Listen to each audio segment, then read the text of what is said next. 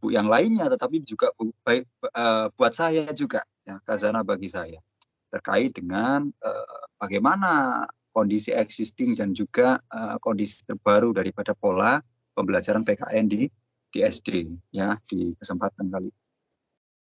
Nantinya Bapak Ibu ya mungkin sudah diberikan informasi akan ada tugas 1, tugas 2, tugas 3, ya. Itu adalah tugas tutorial Bapak Ibu, ya. Tugas tutorial itu pun sebetulnya adalah kewajiban yang perlu untuk dipenuhi oleh Bapak Ibu sekalian, karena memang apa? Karena itu menjadi bagian daripada penilaian tutor terhadap mahasiswa, ya. Selain nanti juga ada keaktifan, ya, kemudian partisipasi yaitu presensi, ya, kemudian juga terkait dengan hasil daripada THE. THE itu take home exam atau pengganti daripada ujian akhir semesternya. Tapi seluruhnya sekarang diolah by apa tuh namanya, take home exam, ya, semuanya itu.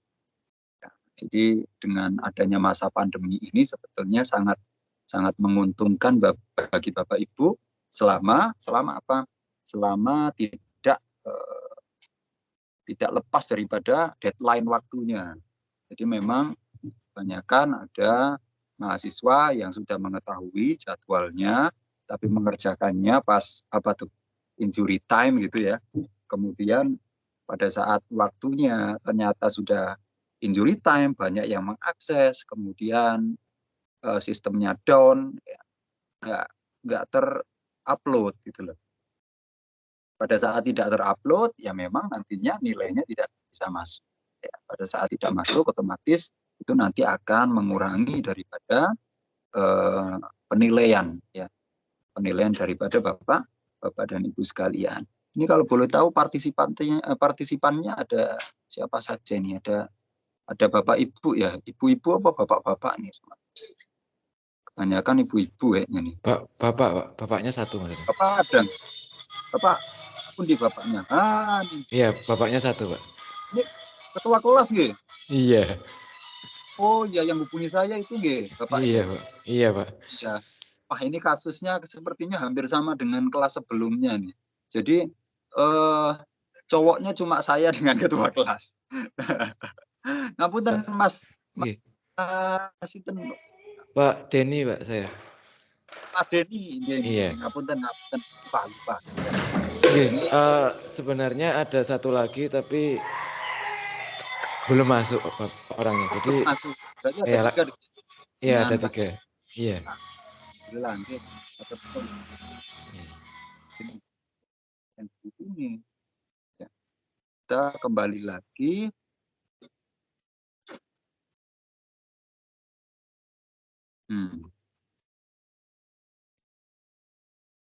Baik, Mas Denny. Saya kembalikan ke Bapak Ibu, kira-kira nanti kelompoknya dibagi secara mandiri sendiri oleh Bapak Ibu atau saya bagikan? Atau saya yang membagi? Enaknya gimana?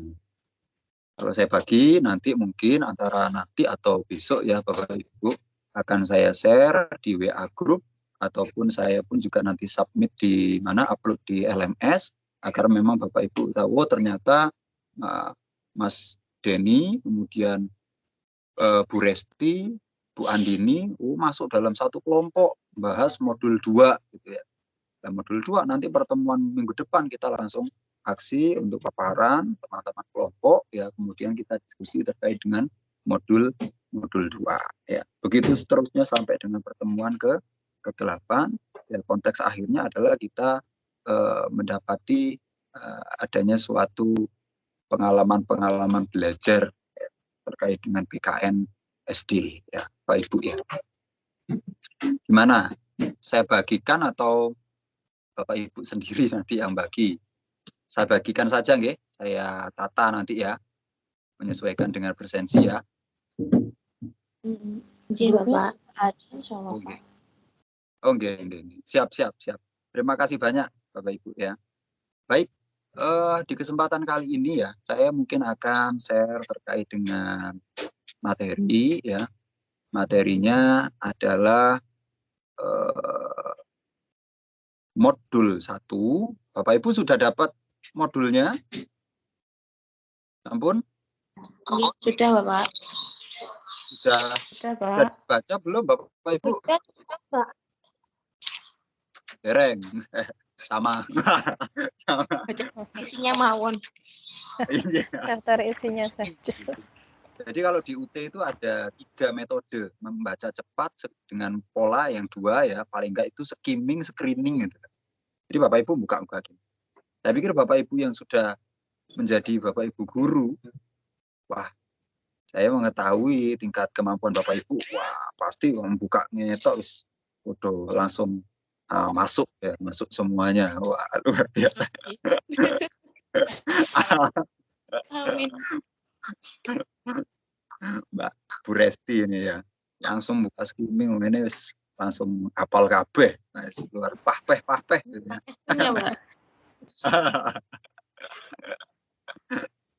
Ya coba ini saya share ya screen terkait modul. Jadi memang kalau polanya di UT itu Bapak Ibu itu seperti halnya kita bedah buku sebetulnya. Jadi pelajaran ataupun mata kuliah kita itu lebih ada identik terkait dengan modul tersebut. Lewat HP. Biasanya saya lewat PC. Menangkap apa yang ditampilkan di layar.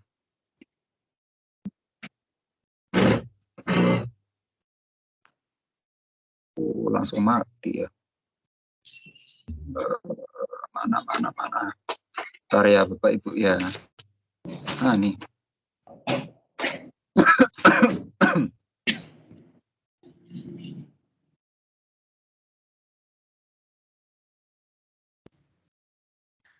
Nah, sudah terlihat belum Bapak Ibu?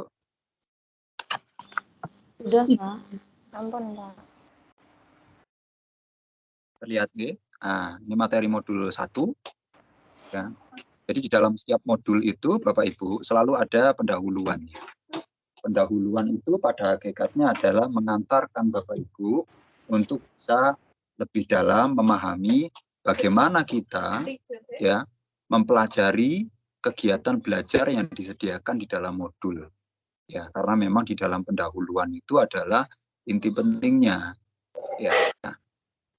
Memang kalau kita langsung merujuk kepada kegiatan belajar yang pertama, kedua langsung kita baca tanpa membaca pendahuluannya, itu nanti akan baleni kadang.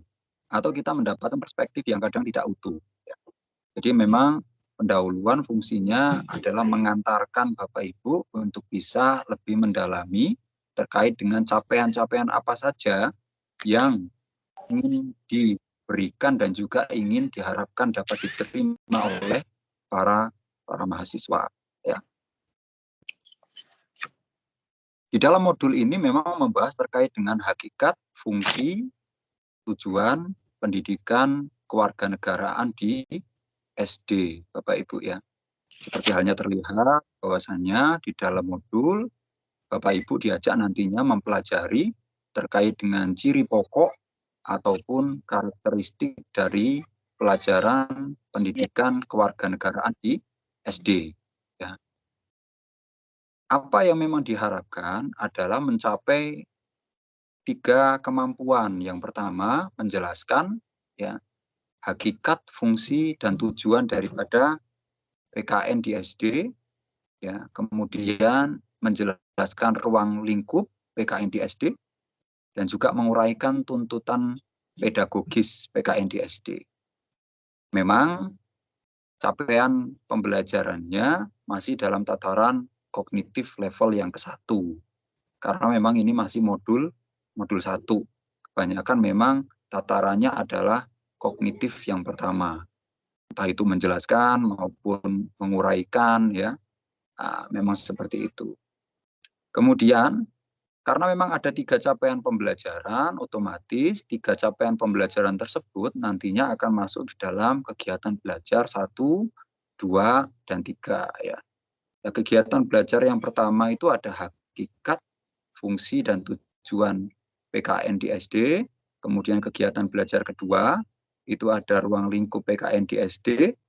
Dan kegiatan belajar ketiga ada tuntutan pedagogis PKN di SD ya.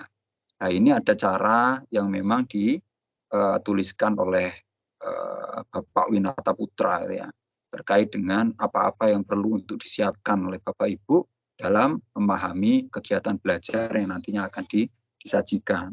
Pahami setiap konsep ya, kemudian mencari contoh, kemudian mantapkan pemahaman melalui refleksi nantinya mungkin Bapak Ibu bisa menyampaikan, oh seperti ini Pak kondisi kalau di saya. Ya, tukar pikiran dengan mahasiswa dan tutor.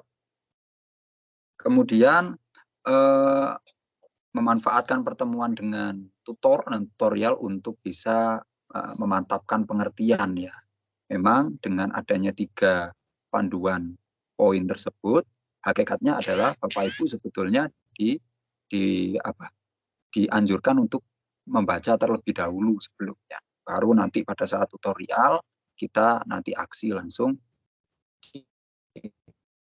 kegiatan belajar yang nantinya akan kita dalami. Baik, di kesempatan kali ini kita langsung merujuk kepada kegiatan belajar yang pertama ya Bapak Ibu ya. Kegiatan belajar yang pertama itu terkait dengan hakikat, fungsi dan tujuan PKN di SD ya. Hakikat, fungsi dan tujuan ya, pada hakikatnya ya Bapak Ibu nanti secara hakikat akan diajak untuk memahami sejarah perkembangan daripada PKN di SD ya. Bagaimana sih sejarah perkembangannya ya. Walaupun memang yang disajikan itu adalah sejarah terkait dengan perkembangan kurikulumnya sampai menuju ke PKN SD ya. Di modul telah dijelaskan bahwasanya secara singkat kita akan menganalisis setiap kurikulum ya, walaupun tidak akan dilakukan secara tuntas karena hal itu tidak merupakan cakupan modul dan mata kuliah. Ya. Memang kita dihadapkan dalam suatu pemahaman historical ya, kemudian perkembangan daripada munculnya PKN SD ya. Ini diawali dari kurikulum tahun 1946, kemudian 57 sampai 61 ya. Sebetulnya mulai dari 46 itu ada kurikulum yang namanya bukan kewarganegaraan ya, tetapi memang KWN dalam arti yang kita pahami saat ini itu diwadahi dalam mata pelajaran budi pekerti. Nah, itu masuk di sekolah dasar ya. Kelas 1 sampai dengan kelas berapa tuh 6 ya. Di pekerti. Perbedaannya dengan di SMP maupun SMA. SMP SMA itu dia mata pelajarannya di tahun yang sama di 46 itu mata pelajarannya sebetulnya kalau di sini dia ngomong tata negara, tapi kalau dalam beberapa referensi yang lain dia mata pelajarannya itu adalah masih kalau SMP itu budi pekerti, baru yang SMA itu memang tata negara ya. Konteks dalamannya yang memang kita pahami saat ini adalah kewarganegaraan yang kita pahami saat ini dulu di tahun 46 itu diwadahi dengan mata pelajaran dengan nama yang berbeda. Ya. Baru memang di kurikulum SD itu dikenal dengan istilah pendidikan kewargaan negara atau disingkat dengan nama PKN, bukan kewarganegaraan tetapi kewargaan negara. Ya. Memang awal mula munculnya kewargaan negara ini sendiri ya dimulainya adalah dari tahun 1900 berapa ya? 1950 ya. Ada memang Undang-Undang Nomor 4 tahun 1950 dan juga ada Undang-Undang Nomor 12 tahun 1954 tentang dasar-dasar pendidikan dan pengajaran di sekolah ya. Yang mana memang di tahun tersebut itu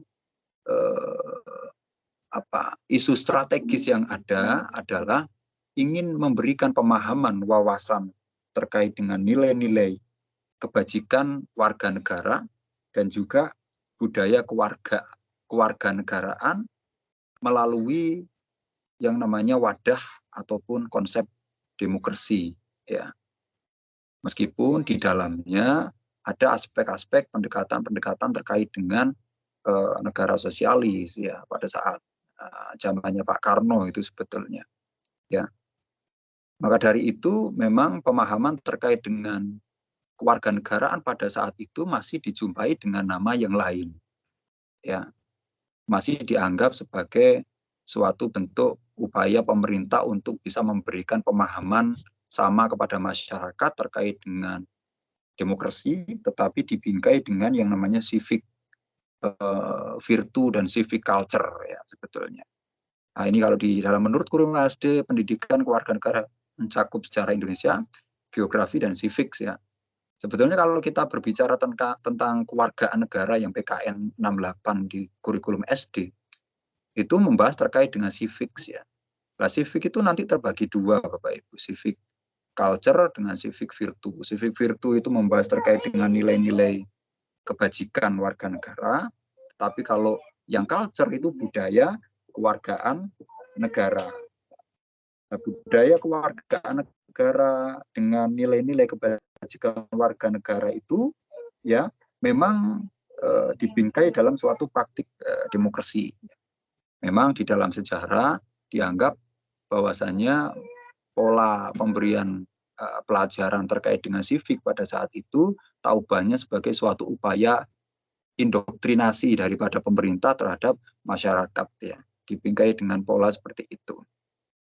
Baru memang di tahun berapa tuh, 1968, ya, setelah apa namanya itu 60 68 itu memang mata pelajaran yang saya sebutkan tadi sebagai civic itu dikenal dengan istilah mata pelajaran pendidikan kewargaan negara. Kewargaan negara. Nah, kewargaan negara itu memang konteks yang dipahami tetap ya seperti itu, ya, civic virtue, civic culture, ya. Kemudian dibingkai dengan konsep-konsep demokrasi, ya. Itu masih namanya kewargaan negara. Kemudian menurut kurikulum SD, ya, 1968 pendidikan kewargaan negara mencakup di dalamnya ada tambahan sejarah Indonesia, geografi dan juga civic, ya. Kemudian kurikulum SMP di 1968 PKN atau pendidikan kewargaan negara mencakup sejarah Indonesia, tata negara, dan juga di SMA itu lebih banyak berisikan materi Undang-Undang Dasar 1945. Beda lagi dengan sekolah pendidikan guru itu PKN mencakup sejarah Indonesia, Undang-Undang Dasar, kemasyarakatan dan hak asasi manusia, ya. Memang ini adalah sejarah perkembangannya, Bapak Ibu, ya. Walaupun memang kalau kita runut dari sejarah awalnya sampai dengan saat ini di tahun 68 tadi kan ada SD, SMP, SMA, ya. Di tahun 75 baru istilah kewargaan negara itu berkembang. Berkembangnya itu menjadi apa? Ya istilahnya menjadi pendidikan apa tuh kewarga negara itu menjadi PMP gitu kalau dulunya. Pendidikan moral Pancasila, PMP. Mungkin Bapak Ibu udah familiar kenal ya dengan itu, ya. Nah, dasarnya itu adalah kurikulum 1975 dengan dasar aturan TAP MPR di tahun 1973. Ya. Berkembang kembali 1984 itu ada lagi, ya, namanya P4, ya, pedoman pemahaman, penghayatan dan pengamalan Pancasila, ya. Sampai dengan berkembang di tahun 94 itu pun juga menjadi pendidikan Pancasila dan kewarganegaraan, ya. Namanya seperti itu. Walaupun memang sekarang pendidikan Pancasila maupun pendidikan kewarganegaraan terpecah kembali. Kalau pendidikan kewarganegaraan diberikan pada SD, SMP, SMA, Pancasila itu diberikan pada perguruan tinggi. Walaupun memang ada kewarganegaraan juga. Dulu sempat jadi satu, kemudian dipecah lagi. Menyesuaikan dengan undang-undang sistem pendidikan nasional yang berkembang. Di sini memang kita lebih banyak memakai undang-undang Sisdiknas yang tahun 2003, walaupun di tahun 2000 berapa tuh kemarin, 2021 kalau tidak salah, ya. Itu muncul PP terkait dengan sistem pendidikan nasional juga.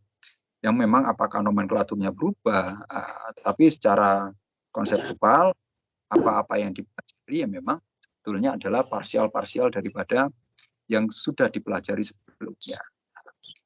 Dalam kontekstualnya ya, kita memahami apa sih ya kewargaan negara dengan kewarganegaraan. Menurut pakar bahwasanya kewargaan negara merupakan terjemahan dari civics yang merupakan mata pelajaran sosial yang bertujuan membina dan mengembangkan anak didik agar menjadi warga negara yang baik, dalam artian good citizen. Ya. Kemudian warga negara yang baik adalah warga negara yang tahu, mau, dan mampu berbuat baik. Ya. Atau secara umum itu dijelaskan oleh Sumantri ya, mengetahui, menyadari, melaksanakan hak kewajiban warga negara. Di lain hal, istilah kewarga negaraan digunakan dalam perundangan mengenai status formal warga negara. Ya, hal itu diacu oleh Undang-Undang Nomor 2 Tahun 1949. Ya. Namun kalau memang kita pahami kedua konsep tersebut, mulai dari kewargaan negara dengan kewarganegaraan, ya, digunakan kedua-duanya, ya, dengan istilah kewarganegaraan yang secara konseptual diadopsi dari konsep citizenship, ya, secara umum diartikan sebagai hal-hal yang terkait pada ya status hukumnya, juga terkait dengan bagaimana membudayakan, memberikan pembinaan terkait dengan karakter untuk warga negara. Jadi apapun yang dipahami dalam konteks kewargaan negara secara existing dulunya, ya, kemudian pemahaman secara epistemologinya dari para pakar terkait dengan kewargaan negara maupun kewarganegaraan saat ini itu combine, ya, combine yang berbicara terkait dengan status hukum maupun juga terkait dengan bagaimana mengkondisikan agar warga negara bisa menjadi warga negara yang kalau muatannya kewargaan negara itu membawa civic culture maupun civic virtue, ya. Nah, seperti itu Bapak Ibu, ya. Kemudian apa fungsi dan tujuan pendidikan kewarganegaraan, ya.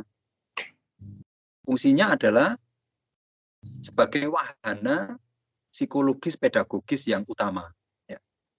Psikologis pedagogis itu ya memang dalam artian dia nantinya mampu berkontribusi dalam sisi psikologis daripada peserta didik dan juga pola pemberian daripada materinya digunakan dengan pendekatan pedagogis. Ya, walaupun memang nanti akan kita pahami terkait dengan pedagogis, tetapi pedagogis itu ada lawannya, ya, atau pedagogis sebenarnya pembelajaran anak-anak atau pembelajaran terhadap mereka yang belum dewasa, pedagogis. Lawannya itu ada andragogi. Andragogi itu pembelajaran orang dewasa. Berbeda antara pedagogi dengan andragogi. Makanya memang untuk pendidikan kewarganegaraan pada PKN SD, pada peserta didik, itu lebih kaitannya dengan psikologis pedagogis. Ya. Kemudian Bapak Ibu, ya, tujuan daripada pendidikan kewarganegaraan itu sebetulnya tersirat dalam beberapa landasan hukum, ya. Yang pertama adalah pembukaan Undang-Undang Dasar Negara Republik Indonesia alinea keempat, ya. Secara kutipannya mencerdaskan kehidupan bangsa, ya, yang memang melalui kewarganegaraan yang nantinya kita mungkin akan dalami lebih dalam terkait dengan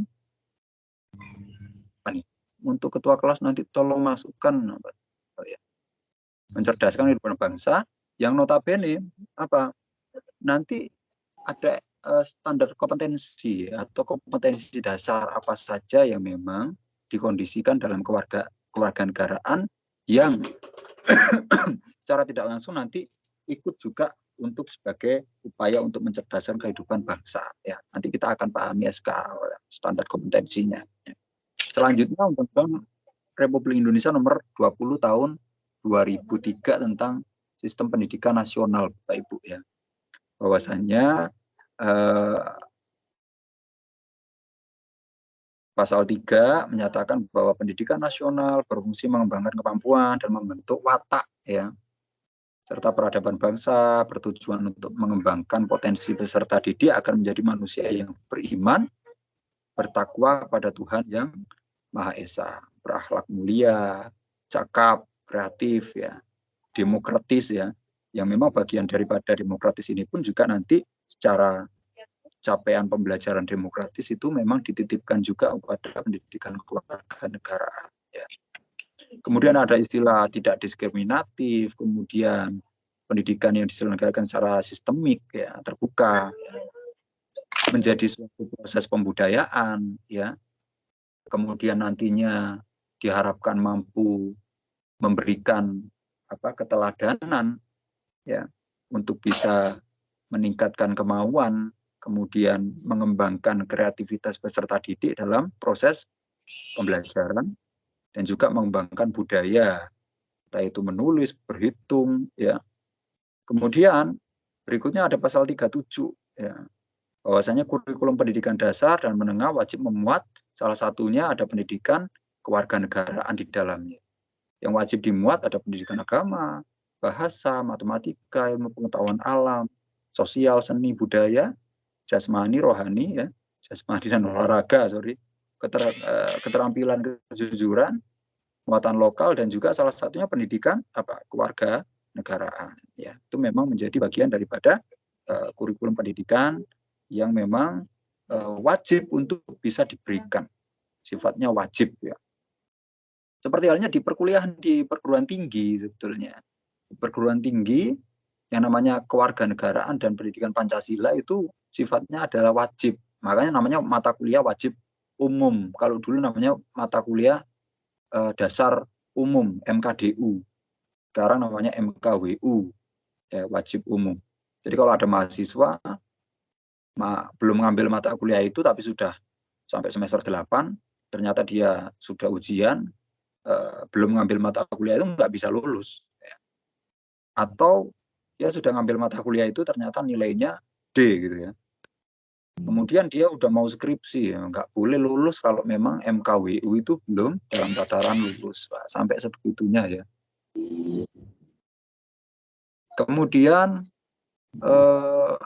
selanjutnya ada peraturan pemerintah Republik Indonesia nomor 19 tahun 2005 tentang standar nasional pendidikan ya.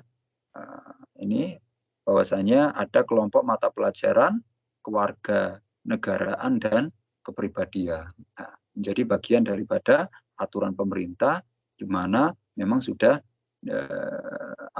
perlu untuk diberikan pada SD, SDLB juga ya, SMP, SMA, gitu kan, terkait dengan kelompok mata pelajaran kewarganegaraan dan kepribadian ya. Nah, kemudian kita lanjutkan langsung ya Bapak Ibu ya.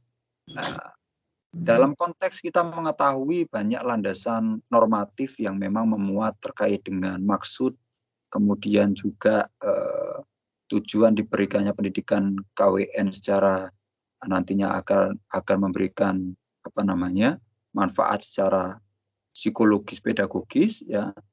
Memang khususnya pada jenjang pendidikan dasar dan menengah, sekolah itu diharapkan dapat dikembangkan sebagai peranata atau tatanan sosial pedagogis yang kondusif, yang memberikan suasana tumbuh kembangnya sebagai kualitas pribadi peserta didik. Memang sekolah itu tak ubahnya diharapkan sebagai laboratoriumnya untuk bisa memberikan pemahaman terkait dengan kewarganegaraan kepada peserta didik. Ya, memang sekarang ini sekolah macam-macam ya polanya yang dipakai untuk bisa memberikan pembelajaran pada peserta didik ya. Beberapa waktu lalu itu ada yang sempat viral Bapak Ibu ya, terkait dengan cara dari seorang guru dalam memberikan pembelajaran ya, bukan hanya ini dalam konteks PKN ya, tapi dalam beberapa mata pelajaran yang lainnya juga, termasuk entah itu matematika, bahasa Indonesia, bahasa Jawa atau seperti apa di SD ya. Viral itu sampai Twitter, sampai di kementerian, sampai dinas juga ya, sampai di pembahasan itu terkait dengan itu pola pembelajaran guru terhadap peserta didik di Lumajang. Bentar ya Bapak Ibu ya. Ya. Mungkin Bapak Ibu pernah dengar itu Pak Ribut. Nah, Pak Ribut ya. Pernah dengar enggak itu Bapak Ibu? Belum, Pak. Iya, Pernah Pak. dengar juga ya Pak Ribut. Iya. Pak Ribut. Kemudian April itu. Mungkin kenal ya Bapak Ibu ya? Iya. Iya. Kenal. Iya. Jadi memang terlepas daripada pelayan berikan semacam itu ya, kita perlu untuk bisa mengetahui komentar-komentar dari para apa namanya kalau nyebutnya netizen ya. Netizen itu ada plus minusnya juga. Ada yang menganggap waduh Pak Ribut ini memberikan materinya terlalu seperti itu, atau ada juga para netizen menyebut mendorong dan memberikan semangat, wah Pak Ribut luar biasa memberikan pola pembelajaran kepada peserta didik menyesuaikan dengan perkembangan zaman saat ini. Karena ada yang menyampaikan zaman saya dulu kalau ketemu guru itu sudah takutnya luar biasa, takutnya kemudian derdeknya itu pol gitu ya. Jadi saya mengutip aja apa yang memang disampaikan. Nah, kalau sekarang model ada peserta didik model kayak April. Jadi April itu ketua kelasnya ngomong sama Pak Ribut itu seperti ngomong sama temennya gitu ya. Tapi untuk ngelama sebetulnya ngomong sama temennya gitu. Tapi pola tersebut bagus ya, berbasis apa tuh kasus ya. Misal ada yang salah, oh, ini jawabanmu kenapa seperti ini? Salah ini jawabannya, yang benar apa? Yang benar seperti ini. Langsung metode kalau kita pahami dalam model pembelajaran itu adalah model problem solving ya, Bapak Ibu ya. Problem solving atau apa kerennya kalau sekarang itu baratnya seperti kelas terbalik gitu ya. Flip classroom ya. Jadi peserta didik disuruh untuk belajar dulu di rumah, kemudian nanti di sekolah tinggal simulasi dengan guru misal ya, kemudian ada tugas pada saat itu untuk menguji nilai atau kemampuan penyerapan capaian pembelajarannya, baru nanti dinilai ya. Dinilainya itu berbasis seperti polanya Pak Ribut itu tadi. Itu menarik ya. Menarik sekali. Memang ada bagian-bagiannya yang perlu untuk bisa diperbaiki oleh Pak Ribut itu terkait dengan hal-hal yang tidak perlu untuk disampaikan, hal-hal yang mungkin dalam konteks yang belum pada usia mereka atau seperti apa, agar memang mereka tidak terlalu mengetahui hal yang memang sebelumnya belum mereka layak pahami gitu ya. Kemudian sekolah ya Bapak Ibu memang dianggap sebagai bagian yang integral dari masyarakat yang perlu dikembangkan sebagai pusat pembudayaan dan pemberdayaan peserta didik sepanjang hayat ya, yang mampu memberikan keteladanan, membangun kemauan, mengembangkan kreativitas peserta didik. Wah, ini kayaknya tugasnya banyak sekali nih ya. Menjadi komunitas yang memiliki budaya, berintikan pengakuan, penghormatan terhadap hak kewajiban. Wah, luar biasa. Jadi Bapak Ibu sebagai Bapak Ibu guru di SD itu mengemban tanggung jawab luar biasa tuh terkait dengan capaian-capaian yang perlu untuk bisa dikondisikan terserap oleh peserta didik ya. Entah itu kreativitas luar biasa ya Bapak Ibu ya. Walaupun kalau memang kita pahami konteks dari penyerapan peserta didik itu bukan hanya dibebankan pada Bapak Ibu gurunya, tapi juga pada wali muridnya atau orang tua daripada peserta didik tersebut ya. Walaupun memang paradigma tersebut masih jarang dipahami juga. Kadangkala orang tua itu menitipkan anaknya ataupun menyekolahkan anaknya ke sekolah, wis terima jadi, lulus, wah, begitu aja. Tapi pada saat memang anaknya misal tidak bisa gitu ya, yang disalahkan gurunya. Tapi pada saat anaknya mendapatkan penghargaan gitu ya, itu nanti yang dipuji orang tuanya, gurunya enggak puji. Ya. Jadi wis gurune wis belas-belasan Benar begitu enggak Bapak Ibu merasakan? Enggak ya? Alhamdulillah kalau enggak. Oke. Kemudian Bapak Ibu melalui PKN sekolah perlu dikembangkan sebagai pusat pengembangan wawasan, sikap, dan keterampilan hidup dan berkehidupan yang demokratis untuk membangun kehidupan demokrasi. Kemudian pendidikan bersekolah saya dikembangkan sebagai yang pertama wahana sosial kultural untuk membangun kehidupan yang demokratis. Ya. Wahana sosial kultural untuk membangun kehidupan yang demokratis. Ya. Yang kedua tadi apa? Yang pertama itu pusat pengembangan wawasan sikap. Yang kedua wahana sosial kultural untuk membangun kehidupan yang demokratis. Dua hal tersebut. Nah, kedua konsep tersebut itu dikemukakan bahwa paradigma pendidikan demokrasi melalui PKN yang perlu dikembangkan dalam lingkungan sekolah adalah pendidikan demokrasi yang bersifat multidimensional, di mana ada pandangan pluralistik uniter atau Bhinneka Tunggal Ika, gitu ya. Kemudian ada tujuannya diarahkan ke semua dimensi kecerdasan, spiritual, rasional, emosional, sosial ya. Kemudian pengalaman belajar, kemudian apabila ditampilkan dalam wujud program pendidikan, memberikan perhatian cermat untuk usaha yang sungguh-sungguh, mengembangkan kurikulum, ketersediaan sumber belajar, ya. Kemudian sumber belajar tersebut mampu memberikan fasilitas bagi peserta didik untuk memahami penerapan demokrasi. Kalau memang konteksnya adalah pembelajaran dengan tematik yaitu demokrasi. Kemudian sekolah secara lingkungannya, situasinya dikembangkan sedemikian rupa sebagai apa? Democratic laboratorium atau lab demokrasi dengan lingkungan sekolah kampus yang diperlukan sebagai mikrokosmos demokrasi. Ya. Jadi memang PKN SD ya memang capaiannya luar biasa. Ya. Tahu bahannya seperti halnya nanti kalau ngomong laboratorium itu sebetulnya adalah suatu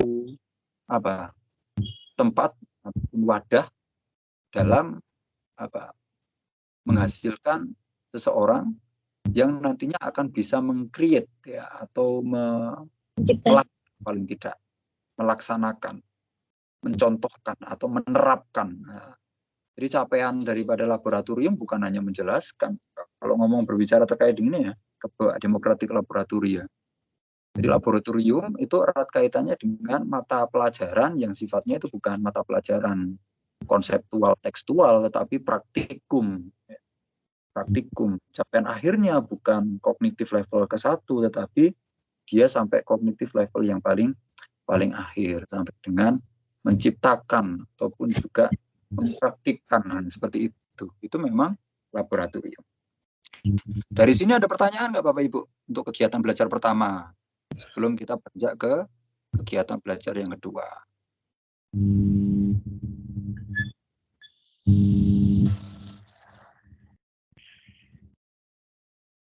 Ada pertanyaan? Kalau nggak ada, saya lanjut ya.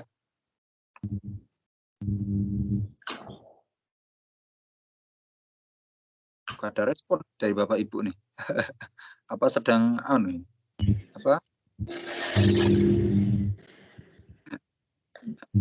dapat diterima ya penjelasannya ya tadi ya. Saya ini paparannya berarti menyajikan. Oke. Ini tampilannya ya nggak kelihatan ya paparannya. Sebentar Bapak Ibu saya kembalikan ini. Di mangga. Nah, terlihat lagi ya Bapak Ibu ya. Iya, sudah. Oke. Yang kedua, itu terkait dengan ruang lingkup PKN di SD. PKN di SD, mereka memfokuskan pada pembentukan warga negara yang memahami dan mampu melaksanakan hak kewajiban sebagai warga negara Indonesia yang cerdas, terampil, berkarakter, diamanatkan oleh Pancasila dan Undang-Undang Dasar 1945. Ya. Kemudian agar bisa tercapai, memang harus memiliki yang pertama berpikir secara kritis ya, Jadi kalau poin pertama, kedua, ketiga, keempat itu sebenarnya sistemik Bapak Ibu. Yang pertama berpikir secara kritis, rasional, kreatif, ya itu internal. Jadi ibaratnya peserta didik dikondisikan agar dia mampu untuk berpikir secara kritis, rasional, kreatif. Kalau memang dia sudah bisa berpikir secara kritis, otomatis dia bisa berpartisipasi secara aktif dan tanggung jawab. Atau poin kedua itu bisa diaksi, kalau yang pertama itu bisa. Kalau dia sudah bisa berpartisipasi secara aktif, bertanggung jawab, ya, otomatis dia bisa berkembang secara positif dan demokratis untuk membentuk diri, ya, berdasarkan karakter. Kalau dia sudah bisa berkembang secara positif, ya, dan demokratis, otomatis dia mampu untuk bisa berinteraksi dengan bangsa lain atau orang lain dalam penyaturan. Jadi levelnya 1, 2, 3, 4 itu seperti sistemik ya polanya. Kemudian kedalaman muatan kurikulum pada setiap mata pelajaran, pada setiap satuan pendidikan dituangkan dalam kompetensi yang harus dikuasai peserta didik sesuai dengan beban belajar yang tercantum dalam struktur kurikulum. Ya, kalau dijelaskan bahwasanya struktur kurikulum di sekolah dasar maupun madrasah ibtidaiyah ya, bahwasanya ada 8 mata pelajaran yang memang terbagi dalam muatan lokal ya, dan pengembangan diri. Ada 8 mata pelajaran dan juga muatan lokal dan pengembangan diri. Ya. Kemudian kelas 1 sampai dengan kelas 3 dilaksanakan melalui tematik ya. Tapi kelas 4 sampai dengan kelas 6 dilaksanakan dengan pendekatan mata pelajaran yang kita berdiri sendiri, bukan tematik. Ya, semacam itu ya. Nah, ini ya bahwasanya sebetulnya mata pelajaran pendidikan agama, KWN ya. Kemudian bahasa Indonesia, matematika. Ya. Untuk kelas 1, 2 dan 3 itu kalau memang ada di kolom yang merge ini. Yang ini ya. Yang merge ini memang tematik sifatnya. Jadi tematik yang nantinya secara capaian pembelajarannya merupakan tujuan untuk bisa penyerapan mata pelajaran yang ini itu macam-macam ya. Campur-campur menyesuaikan dengan tema yang dibangun oleh gurunya dalam mengkondisikan untuk bisa tercapai beberapa capaian daripada mata pelajaran mulai dari agama, KWN, bahasa Indonesia, matematika menjadikan satu ya. Baru kelas 4 sampai kelas 6 itu dia masuk di pendidikan ataupun pembelajaran mandiri berbasis mata pelajaran. Ya. Kondisinya sama ya, dan Bapak Ibu di sekolahan, di SD, juga seperti itu ya. Kelas 1 sampai kelas 3 dia masih tematik ya Bapak Ibu ya. Iya. Kalau di sini kelas 1 sampai 6 tema PKN-nya gabung sama tematik Bapak. Tapi nanti untuk kelas 6 iya masih seperti itu untuk modul pembelajarannya, buku pembelajarannya khusus di kelas 6 saja. Itu awalnya ada di tematik gabung, tapi nanti mulai semester 2 itu akan ada pembelajaran PKN tersendiri. Oh gitu, berarti PKN tersendirinya atau mata pelajaran tersendirinya mulai kelas 6 ya Bu ya? Ya, di kelas 6. Kelas 4 dan 5 tetap tematik ya? Karena di buku bahan ajarnya itu PKN masuk di tematik Bapak. Oh begitu. Iya. Memang variatif juga ya. Pada saat memang saya pun juga menanyakan di beberapa sekolah yang kelas sebelumnya, itu polanya hampir sama seperti ini. Tapi kalau memang di Bapak Ibu juga ada yang memang berbeda, ya memang itu merupakan bagian daripada nah juga sana yang memang perlu untuk bisa dipahami sebagai itu atau tertentu. Oke, terima kasih Bu ya pandangannya. Kemudian ada lagi mungkin Bapak Ibu yang menyampaikan tanggapannya terkait ini. Ada yang polanya nggak sama dengan ini juga nggak?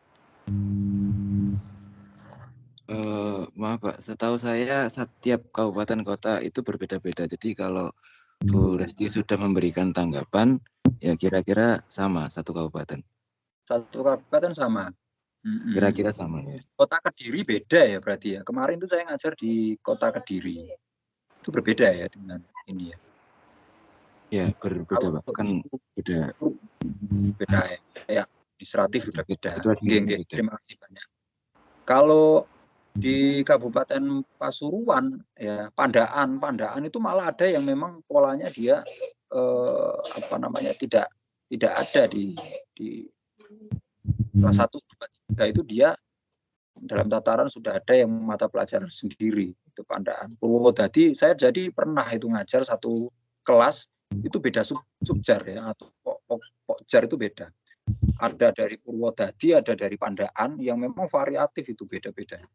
Jadi memang Mas Denny ya tadi ya, Mas Denny beda kabupaten, beda pola, yang memang itu adalah khazanah juga ya, khazanah yang notabene ada sebetulnya pertimbangan kenapa kok kelas 1 sampai kelas 3 itu dia dipahamkan secara tematik, baru kelas 4, 5, 6 dia baru diajarkan terkait dengan mata pelajaran yang sifatnya sudah bisa berdiri sendiri, berbentuk mata pelajaran itu sendiri untuk diajarkan, tidak digabung dengan mata pelajaran yang lainnya secara pola pemahaman ya. Memang ada terkait dengan itu yang kita bahas minggu depan terkait dengan teori-teori terkait standar tingkat pencapaian perkembangan anak ya. Di anak itu sebetulnya bisa menangkap langsung fokusnya itu di umur berapa ya. Maka dari itu dalam tabel ini yang memang sebetulnya adalah acuannya adalah beberapa peraturan yang notabene dibagikan kelas 1 sampai dengan kelas 3 itu dianggap sebagai SD kelas kecil gitu ya. Tematik sifatnya secara tingkat pencapaian perkembangan anaknya itu masih dalam tataran yang mereka perlu untuk dibimbing, dibina, belum memiliki akuntabilitas tinggi ya untuk bisa berdiri sendiri, memfokuskan diri pada satu mata pelajaran tertentu ya. Seperti halnya kemarin itu ya Bapak Ibu ya, di Kabupaten Malang saya pernah dimintai tolong oleh kabupaten di Badan Penelitian Kabupaten Malang untuk membuat kajian terkait dengan model pembelajaran masa pandemi. Nah, model pandemi yang memang diharapkan oleh Kabupaten Malang itu menyesuaikan dengan kondisi existingnya seperti apa, karena memang saat pandemi kan polanya adalah BDR ya, belajar dari rumah. Hanya saja memang ada beberapa kecamatan, desa yang tidak memiliki sarana prasarana pendukung dalam melaksanakan kegiatan belajar dari rumah, karena memang entah itu internetnya, sarana HP-nya, ataupun koneksinya ya, paketnya ada, koneksi tidak ada, koneksi ada, HP-nya yang tidak ada ya. Maka dari itu memang variatif di Kabupaten Malang, ada yang bisa, ada yang enggak, ada yang tidak mampu, tapi kebanyakan guru SD ya pada saat memang kita melakukan suatu FGD ya, banyak yang mengeluhkan bukan terkait dengan pola BDR-nya tapi capaian pembelajarannya. Capaian pembelajaran yang ingin dicapai pada peserta didik itu sulit untuk bisa dicapai pada saat mereka melaksanakan dengan BDR ataupun dengan daring gitu ya. Maka pola-pola yang dibangun bukan hanya BDR total, tapi mereka menggunakan walaupun memang aturannya disuruh BDR secara total, mereka ya guru di Kabupaten Malang itu agak nyuri-nyuri untuk bisa luring. Ya, nyuri-nyuri luring itu pun juga sebagian peserta didik yang datang. Ya itu diakui. Kemudian ada guru yang datang ke wilayah beberapa desa untuk ke balai desa, kemudian ada yang datang seperti guru keliling. Jadi ada 3, ada luring, ada guling, ada daring, guru keliling. Mungkin sama ya Bapak Ibu pun juga mungkin kemarin pada saat pandemi juga mengikuti pola guling juga enggak nih, guru keliling? Iya Pak. Iya Pak. Kalau yang baru di sekolah saya juga iya. Sama ya. Sama. Yeah. Terutama untuk kelas kecil. Untuk kelas kecil. Oh betul. Karena memang capaian tingkat pencapaian atau penyerapan mereka itu masih berbeda ya. Nah, itu banyak yang memang menyampaikan seperti itu. Walaupun memang kebijakan yang ada itu kadang tidak bisa memenuhi perasaan daripada Bapak Ibu guru untuk bisa melihat peserta didiknya itu dibiarkan untuk daring tanpa mengetahui mereka itu bisa menyerap apa enggak. Gitu. Nah, pada saat itu pun juga ada beberapa guru, ya, beliau sudah senior gitu loh. Saya tahu dari perawakan gesturnya, menyampaikannya seperti apa, itu sudah senior. Nah, saya kagetnya memang beliau menyampaikan itu dengan sambil berkaca-kaca gitu ya. Berkaca-kaca, mungkin beliau itu memiliki suatu beban pada saat menyampaikan secara daring pada materi ya. Jadi bu guru yang bersangkutan ini dari Kecamatan Tirtoyudo ya Bapak Ibu, kalau tahu di Kabupaten Malang arah ke selatan itu ada Kecamatan Tirtoyudo, itu sangat jauh dari Kabupaten Malang, pusatnya di Panjen itu jauh, agak lebih dekat dengan Kabupaten Lumajang. Tapi akses sarana prasarana untuk internet mereka sangat sedikit ya. Maka dari itu mereka kadang sering untuk melakukan luringnya dan gulingnya daripada daringnya. Tetapi yang ada adalah karena memang guru ini sering melakukan itu dan pemerintah itu menggiatkan untuk bisa terjadinya BDR dan juga mengurangi aspek kerumunan, salah satunya itu terkait dengan pendidikan. Guru yang bersangkutan ini cerita bahwa dia sering itu terintimidasi dengan LSM ya. Jadi LSM itu kalau di muter-muter untuk bisa mencari sekolah-sekolah yang masih tetap melakukan luring. Ya. Jadi agak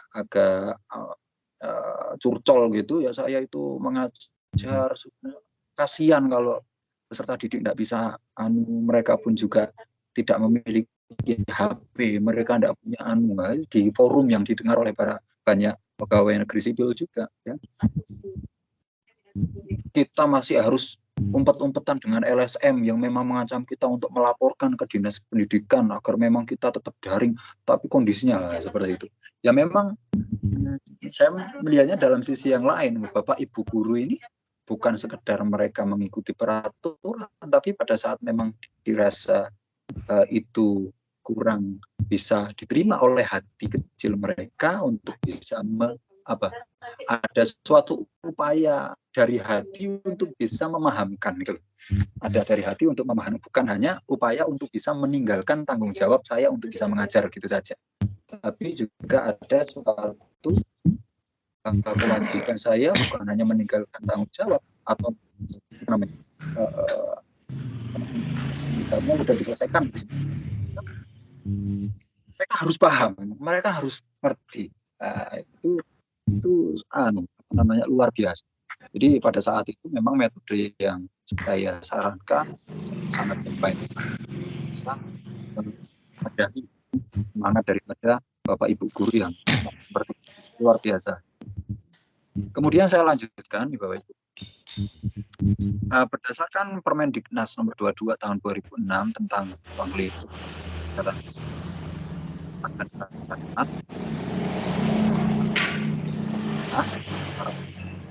aspek sebagai berikut. Ada dan bangsa, ada hak asasi manusia, baca sendiri terkait dengan penjelasan dalam setiap subbabnya. Kemudian ada kebutuhan warga negara, konstitusi negara, kekuasaan dan politik, Pancasila maupun globalisasi. Ya. Walaupun kalau memang kita lihat subpokoknya memang notabene apa? Wah, ini tinggi-tinggi nih.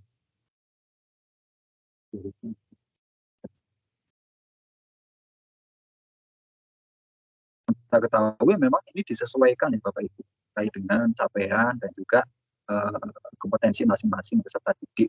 Persatuan-persatuan bangsa yang memang dalam tataran cinta lingkungan, kemudian bagaimana mereka bisa hidup rukun, nah seperti itu ya.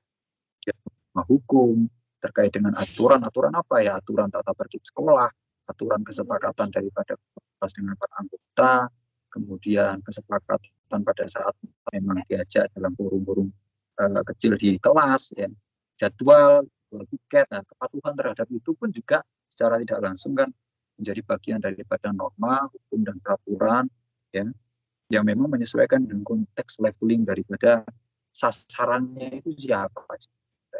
Peserta didik level SD tingkat kelas 1 atau SD kecil ya, level kecil. Kemudian globalisasi ya. Globalisasi ini bagian yang sangat menarik nih ya, adanya dampak atau era globalisasi saat ini, apalagi pada saat zaman pandemi saat ini, yang namanya gadget menjadi bagian yang krusial untuk bisa sebagai sarana transfer pengetahuan dalam bidang pendidikan. Ya, otomatis membutuhkan yang namanya koneksi internet.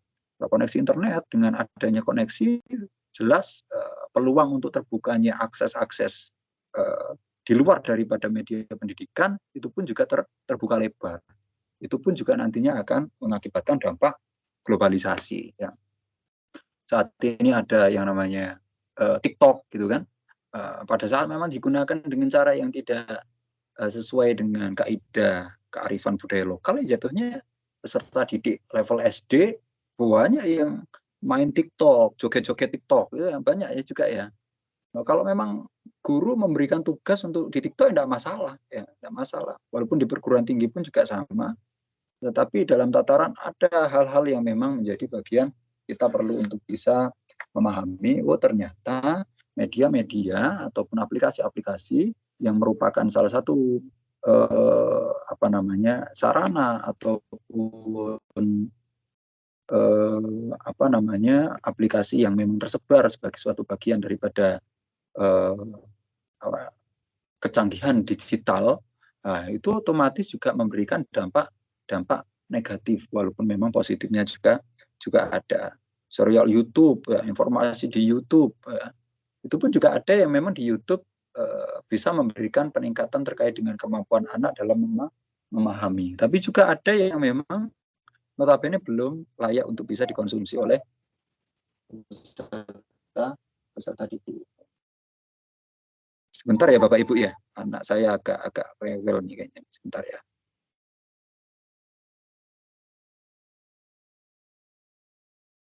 Iya apa-apa.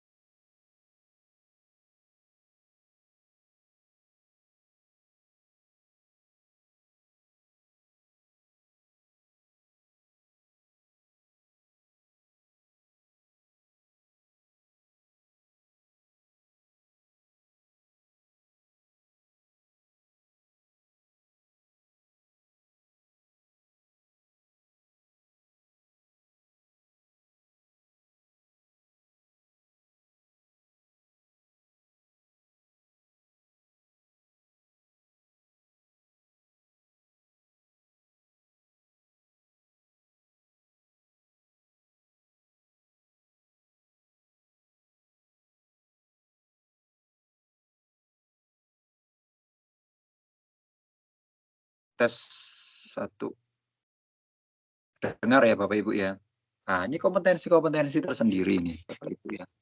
Globalisasi. Kemarin sempat ada ibu guru yang memang menyampaikan terkait dengan pola pembelajaran yang menyesuaikan dengan kondisi daripada salah satu aplikasi ataupun media ataupun games ya, yang namanya Squid Game Squid Game di mana ada orang yang pernah dengar itu Squid Game ya Bapak Ibu ya? Iya pernah Pak. Pernah. Pernah mencoba untuk mengkonversi Squid Game ke dalam media pembelajaran Bapak Ibu? Belum pernah ya. Pernah melakukan itu kan bisa dikombin mata pelajaran macam-macam ya, terkait dengan kombinasi pola pembelajaran kuis ya. Walaupun itu juga bagus ya, saya sampaikan bagus Bu, itu seperti itu bagus, hanya saja memang peserta didik perlu untuk bisa diberikan pemahaman bahwasanya namanya jangan mengikuti nama daripada gamenya, atau Squid Game matematika, Squid Game bahasa Indonesia, Squid Game apa ya. Karena memang kalau kita mengetahui nama Squid Game tersebut pada saat kita tarik di salah satu informasi di YouTube ya, ada beberapa konten yang memang dalam Squid Game itu yang memang tidak layak untuk bisa dilihat oleh peserta didik. Terkait dengan orang-orang yang berlari kemudian dilihat oleh boneka Squid Game, kemudian pada saat orang itu terlihat dan pada saat itu bergerak kan otomatis dia entah itu dia seperti tangannya lepas, berdarah-darah seperti itu, kemudian darahnya muncrat kemana-mana. Nah itulah yang memang menjadi salah satu hal yang mungkin secara psikologis tadi itu nanti akan membuat anak-anak terbiasa. Itu bahaya kalau posisi itu. Ya memang boleh konsepnya dibangun, ya namanya diberikan dengan nama yang berbeda walaupun secara aslinya dia terkonversi daripada Squid Game. Ya itu yang memang karena memang apa peserta didik entah itu tingkat level kecil SD maupun dengan SMP, SD level 1 atau SD 1 kelas 5, kelas 6 rasa ingin tahunya itu sangat tinggi ya. Saking tingginya mereka itu bisa mencari informasi itu karena memang sekarang itu borderless ya, tanpa border. Nah, akan membuka sisi yang dia sebetulnya belum bisa mampu untuk bisa mengkonversi itu secara bijak kadang. Nah, itu nantinya akan menimbulkan hal-hal yang negatif juga ya. Memang konsepnya bagus ya. Dinamakan dengan nama lain agar mereka tidak terfokus untuk bisa atau kita ancang-ancang agar mereka tidak mendapati adanya suatu faktor negatifnya kan gitu ya. Itu salah satunya. Walaupun memang metode tersebut sangat bagus ya, pola tersebut digunakan juga menarik ya. Jadi dia katakan di mana tuh di Kedung Kandang di Kota Malang ya, pola itu di Malang. Sangat menarik Pak. Peserta didik itu suka sekali dengan pola seperti itu. Iya, tapi tetap hati-hati agar dia tidak mengetahui sisi asli daripada Squid Game itu sendiri ya. Untuk bisa secara psikologis mereka tidak menjadi vandalisme, kemudian terbiasa melihat hal yang memang sebetulnya saru gitu. Tapi dia biasa melihat itu. Itu yang memang ancang-ancang ataupun yang kita batasi untuk bisa mereka dapatkan informasinya. Kemudian ini Bapak Ibu ya, terkait dengan kompetensi dasar, ada standar kompetensi, ada kompetensi dasar, bahwasanya kompetensi dasar ini nantinya merupakan bagian yang memang dicapai standar kompetensi. Jadi standar kompetensi itu dicapai dengan cara apa? Dengan bagian apa? Dengan bagian daripada kompetensi dasar 1, 2, 3 ya. Satu standar kompetensi dicapai melalui 3 kompetensi dasar macam itu ya. Menerapkan hidup rukun dalam perbedaan. Nah, menjelaskan perbedaan jenis kelamin. Nah, ini salah satunya ya. Kemudian standar kompetensi menerapkan hak anak di rumah dan di sekolah, menjelaskan hak anak untuk bermain, belajar, gembira, melaksanakan hak anak di rumah dan di sekolah. Kemudian menerapkan kewajiban anak di rumah dan di sekolah. Ada 2 kompetensi dasar, mengikuti tata tertib, melaksanakan aturan yang berlaku di masyarakat. Ya. Nah, ini adalah standar kompetensi maupun kompetensi dasar yang memang diharapkan di setiap masing-masing kelas per semester yang berbeda. Ya. Kelas 2 semester 1 berbeda dengan kelas 2 semester 2. Ya. Notabene ya, kelas 3 semester 1 kompetensi dasarnya seperti itu. Ya. Dalam pendidikan keluarga negara. Ini mengacu pada aturan ini ya. Terkait dengan Undang-Undang Nomor 2 tahun 2006. Apa itu tadi ruang lingkup mata pelajaran KWN ya. Baik, ini ada kelas 3 semester 1 ya, kelas 3 semester 2 beda lagi ya. Karena memang SK dan KD ini pun juga menyesuaikan dengan standar tingkat pencapaian perkembangan anaknya di setiap levelingnya yang ada. Ya, kompetensi dasar di kelas 4, semester 2, MA, lembaga-lembaga, mengenal sistem pemerintah tingkat pusat. Ya. Kemudian ini kalau kelas 4, semester 1, ya, memahami sistem pemerintahan desa. Kelas 4 nih ya. Mengenal lembaga dalam susunan pemerintah desa, ya, diajak untuk membuat susunan pemerintahan, atau diajak untuk jalan-jalan menuju kantor desa, untuk melihat mana sih struktur pemerintahan desa itu, ya, dan juga siapa sih yang namanya kepala desa itu yang mana sih, ya. Kepala desa itu dia bedanya dengan sekretaris desa maupun para kasun, ya, kami tuwo itu bedanya apa? Dalam uniformnya itu bedanya apa? Itu salah satu hal yang memang memahami sistem pemerintahan juga, ya. Desa dan pemerintahan kecamatan. Studi banding, ya.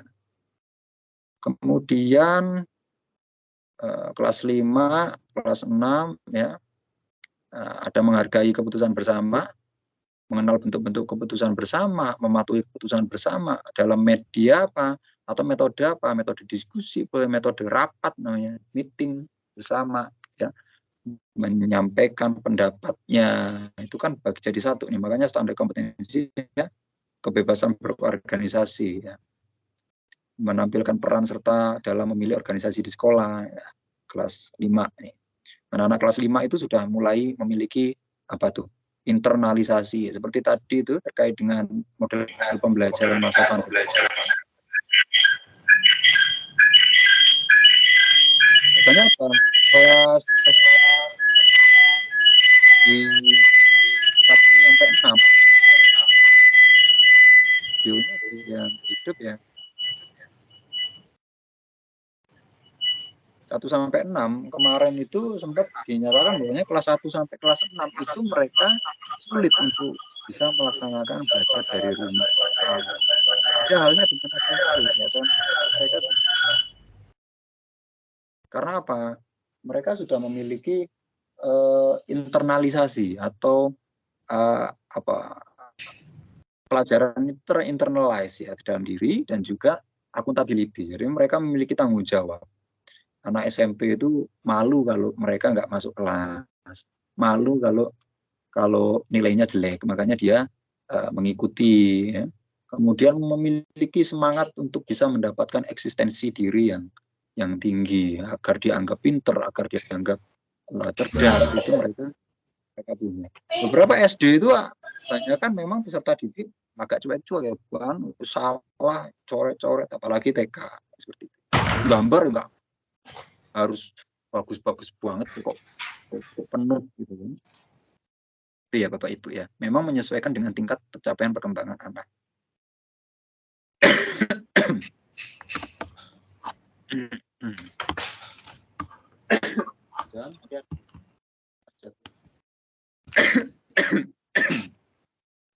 Selanjutnya, standar kompetensi dan kompetensi dasar menjadi arah dan landasan untuk mengembangkan materi pokok.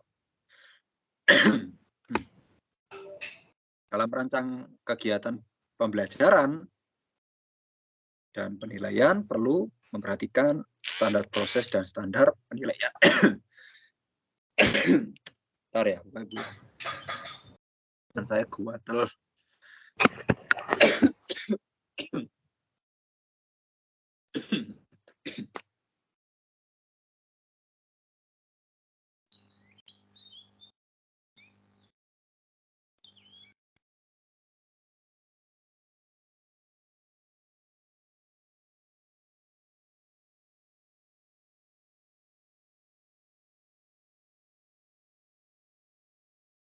Dari sini mungkin ada tanggapan Bapak Ibu. Monggo kalau memang ada pengalaman, pandangan yang berhubungan dengan konteks kegiatan belajar yang kedua, monggo Bapak Ibu.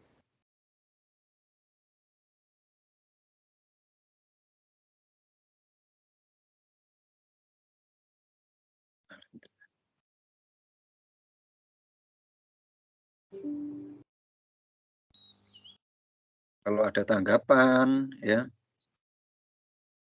pandangan sebelum kita ke kegiatan belajar yang ketiga.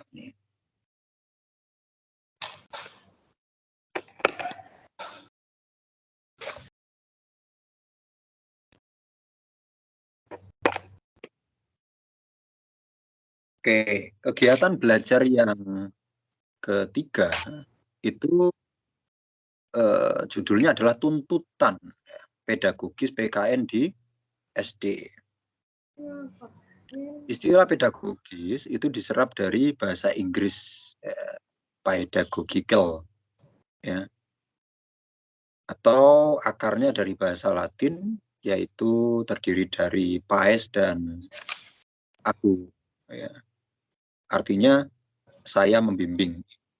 Memang berbeda dengan andragogi, ya. Kalau pedagogi itu konteksnya adalah dia membimbing dalam artian dia mendampingi, ya. Kemudian dia sebagai guru yang betul-betul memastikan capaian pembelajarannya tercapai, ya. Kalau andragogi dia atau guru lebih tutornya itu lebih banyak mengarahkan, tidak membimbing secara. Jadi ibarat kalau bedanya kalau di perkuliahan itu andragogi, ya, sebetulnya andragogi, ya, silakan Anda pelajari materi tentang ini, ya, bahannya silakan cari sendiri. Tapi kalau pola seperti itu, pola andragogi seperti itu dipakai untuk anak serta didik SD, nggak bisa, ya. Mereka kan otomatis mereka itu disiapkan bahan ajarnya, kemudian dipastikan setiap anunya tercapai, dibimbing betul setiap step by step-nya. Nah, itu pedagogi memang seperti itu. Jadi nggak bisa dicul ibaratnya, nggak bisa dilepaskan total, ya. Mengarahkan itu pun juga perlu dikombinasi dengan pembimbingan, pendampingan, ya. Ilmu untuk mendidik dan ilmu pendidikan. Itu adalah beda pedagogi, ya.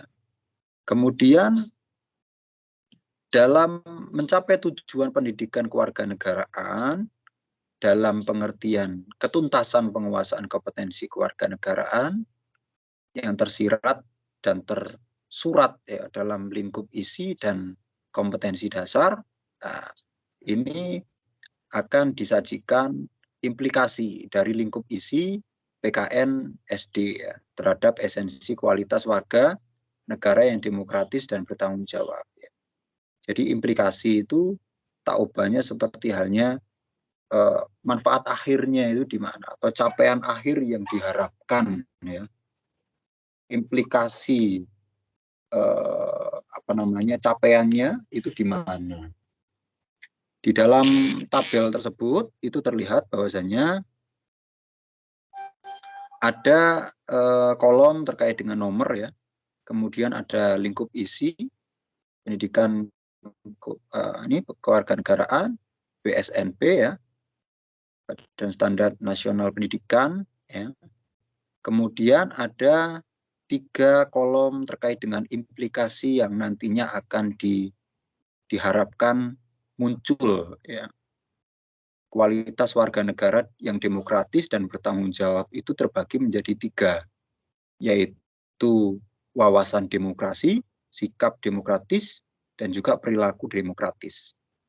Nah, wawasan demokrasi itu tak ubahnya seperti kalau kita menganalogikan ini adalah kognitif, ya, wawasan demokrasi. Sikap demokratis, sikap dalam tataran sikap yang levelnya adalah memahami sikap tersebut dan juga mampu untuk bisa berempati maupun merasakan, ya. Itu masuk dalam afeksi, ya. Tapi beda dengan perilaku yang notabene nanti itu capaian akhirnya adalah dia bisa mempraktikkan atau melakukan tindakan atas suatu pemahaman. Jadi sebetulnya kalau kita lihat dalam porsi kolomnya itu dia bertingkat, ya, bertingkat atau hierarkis, ya. Ya. Orang yang memang mengambil keputusan untuk bisa melangkah dan bertindak, otomatis dia itu sebetulnya sudah mendapatkan pengetahuan atau khazanah terkait dengan apa-apa yang mau diambil atau apa-apa yang mau diputuskan. Berarti dia harus paling tidak memahami dulu. Ya. Berarti kognitifnya mereka sudah dapat. Kemudian mereka bisa merasakan dan juga berempati. Ya. Mereka sikapnya sudah afeksinya sudah dapat. Baru mereka bisa berperilaku kan gitu itu ya. Jadi sebetulnya kalau membaca tabel ini ya, memang di setiap daripada lingkup isi PKN BSNP tersebut dari bagian-bagian yang tadi sempat dijabarkan, itu ada yang masuk dalam wawasan demokrasi, ada yang masuk sikap, ada yang masuk perilaku demokratis.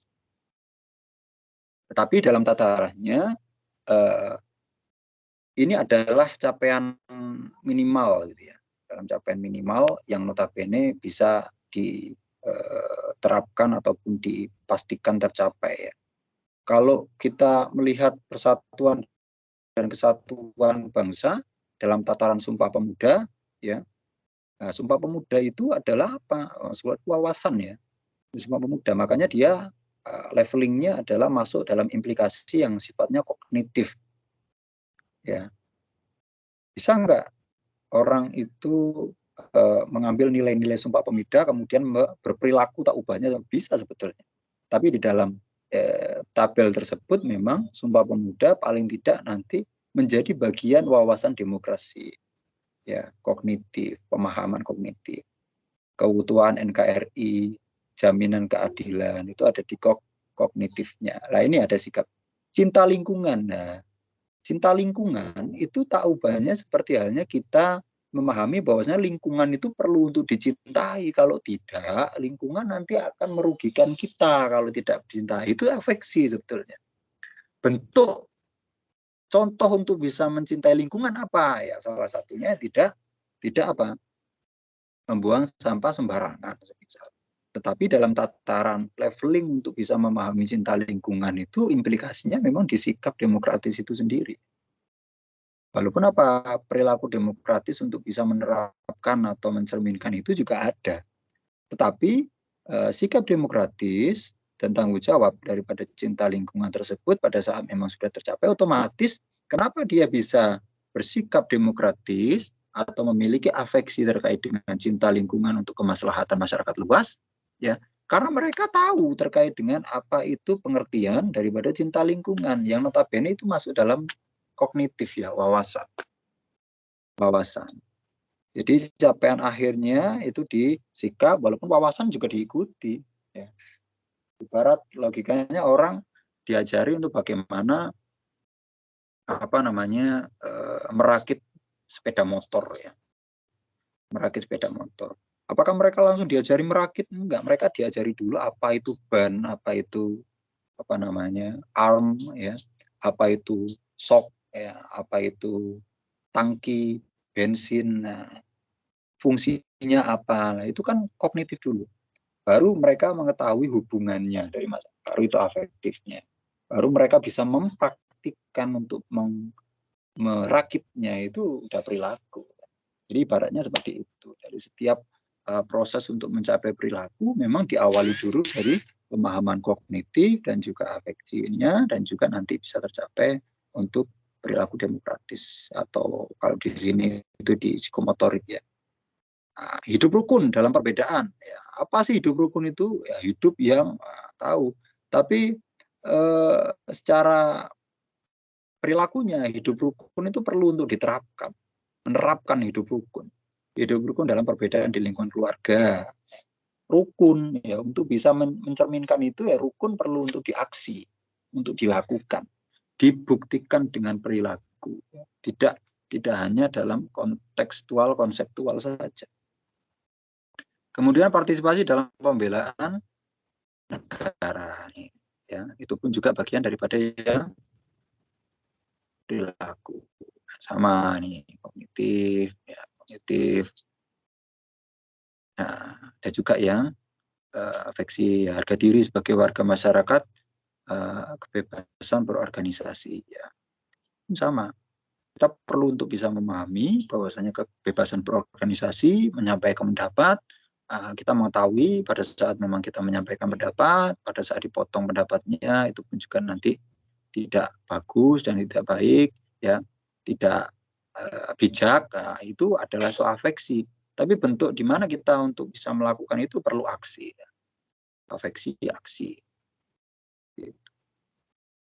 Hidup gotong royong, ya, secara epistemologi apa itu konsep gotong royong? Itu juga wawasan. Tapi memahami gotong royong, pentingnya gotong royong, kalau tidak terjadi gotong royong, ya. Tapi kontekstualnya secara perilaku gotong royong perlu diaksi. Jadi masuk dalam tataran perilaku, akhirnya adalah hidup gotong royong. Nah, nih perwujudan budaya, kan ada yang satu masuk sini, masuk situ, ya. Pemerintahan desa, kecamatan. Nah, pemerintah desa, kecamatan sebagai sarana perwujudan demokrasi di tingkat terendah, ya. Kemudian apa dalam sisi perilakunya? Perwujudan budaya demokrasi berdasarkan konsep masyarakat madani yang ditandai dengan persamaan, toleransi, taat hukum, saling melindungi, ya, itu perilaku. Nah, jadi tidak hanya satu tercapai, ya. Sebenarnya tiga-tiganya terisi semuanya dalam leveling yang paling tingginya itu terbatasi tidak hanya di perilakunya saja, bisa di afeksi yang tertinggi, atau paling tinggi sekali kalau memang itu bisa diaksi adalah di perilakunya. Pemerintahan pusat sebagai wahana untuk mewujudkan tujuan negara, itu, ya, itu masuk dalam wawasan demokrasi. Bentar ya Bapak Ibu, ya.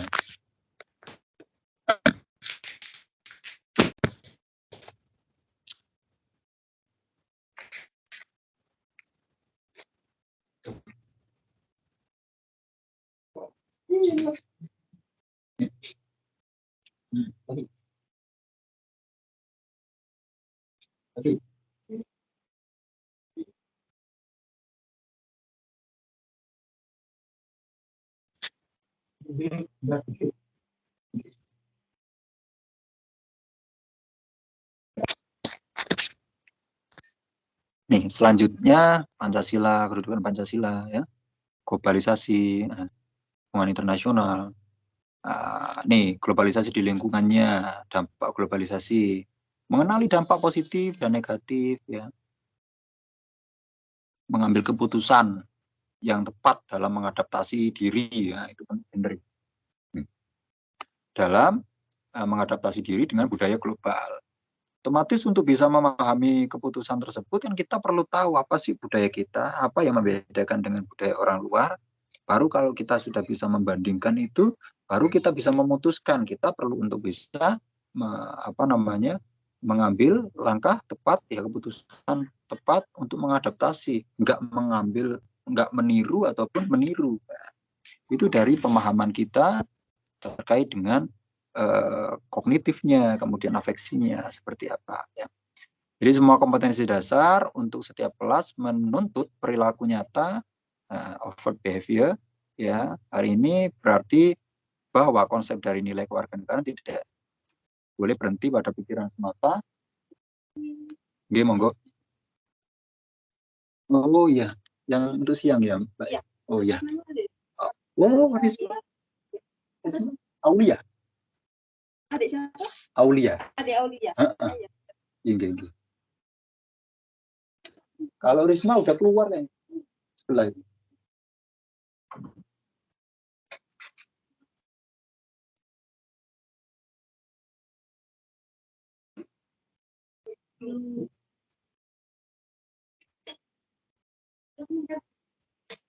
Oh, gitu. Oh, gitu, ya. Matur nuwun nggih, Mbak.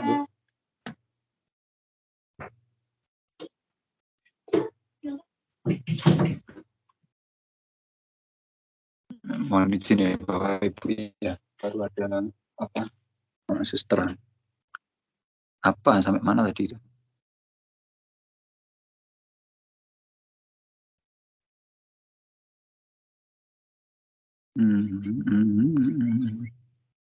Jadi hal ini berarti bahwa konsep dan nilai kewarganegaraan tidak boleh berhenti pada pemikiran semata, gitu kan, tapi terwujud dalam perbuatan nyata. Itu maksudnya seperti itu. Nah, ini contoh-contoh dalam pemberian alternatif pengalaman belajar terkait dengan standar kompetensi dan kompetensi dasar yang digunakan untuk mencapai standar kompetensi tersebut. Ya.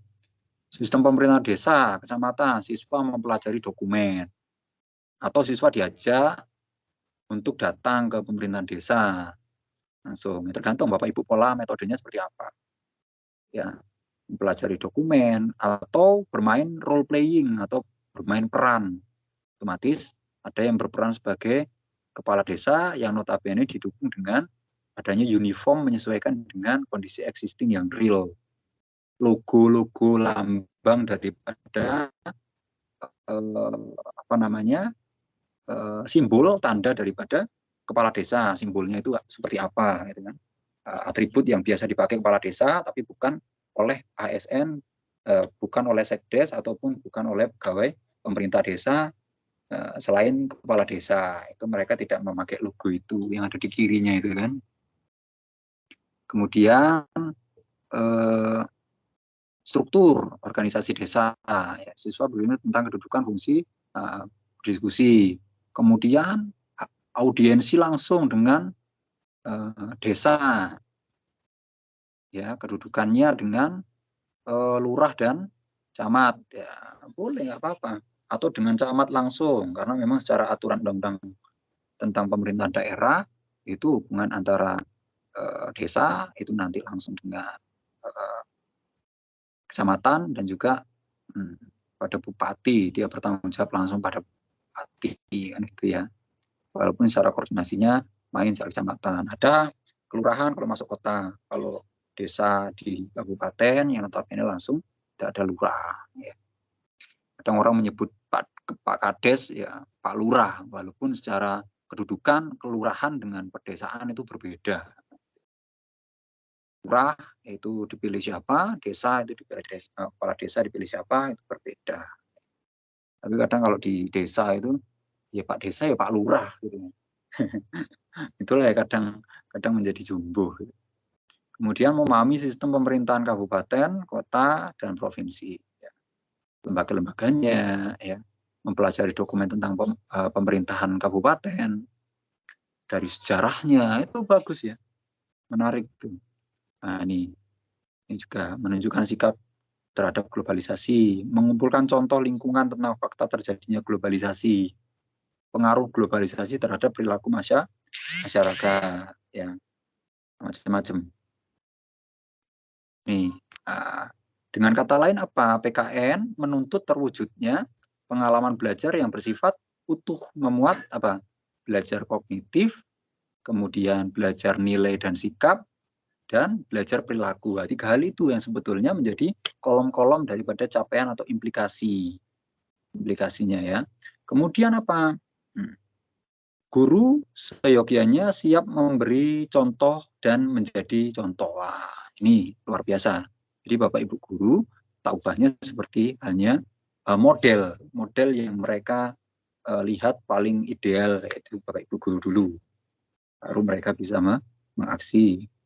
Kemudian secara singkat PKN dinilai sebagai mata pelajaran yang mengusung misi pendidikan nilai dan moral. Jadi pendidikan nilai dan juga moral, karena moral itu pun juga terlihatnya pada saat dia sudah berperilaku, bertindak. Tindakan itulah yang memang bisa menjadi indikator atau ukuran dia itu memiliki moral yang baik apa tidak. Itu ya Bapak Ibu ya. Nah, ini ada konsep moral, kesadaran, perlunya tenggang rasa, sikap moral, dengan pengendalian diri, rasa hormat kita pada orang lain, ya. Kemudian perilaku moral. Ya. PKN sebagai mata pelajaran memiliki aspek utama, bermuara pada pengembangan watak atau karakter peserta didik sesuai dengan merujuk pada nilai-nilai dan moral Pancasila. Ya. Nah, saya pikir begitu ya Bapak Ibu ya, dari kegiatan belajar 1, 2, dan 3 nih. Nah,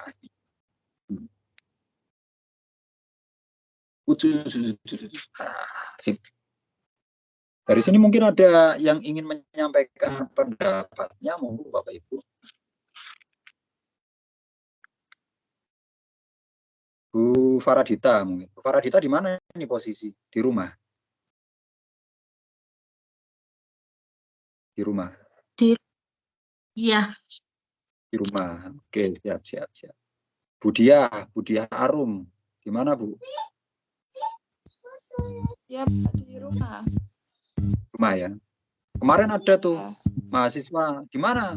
Di kafe, Pak. Di kafe. Kayak kelihatan kalau di belakangnya itu banyak menu-menu kopi gitu ya. Menu-menu kopi gitu kan. Wah, kafe sendiri kayaknya itu ya. Bukan, Pak. Wah, luar biasa. Ya. Jadi Bapak Ibu, memang nantinya harapannya kita nanti banyak berdiskusi terkait dengan pola-pola ataupun kondisi, karena memang di dalam modul tersebut sangat menarik ya. Pembahasannya bukan hanya terkait dengan kontekstual saja terkait dengan pendidikan kewarganegaraan ya, tetapi juga banyak hal yang notabene juga masuk dalam tataran pemahaman level mahasiswa, juga ada pemahaman peserta didik ya, menyesuaikan. Sebentar ya Bapak Ibu ya, anak saya agak rewel itu. Bentar ya.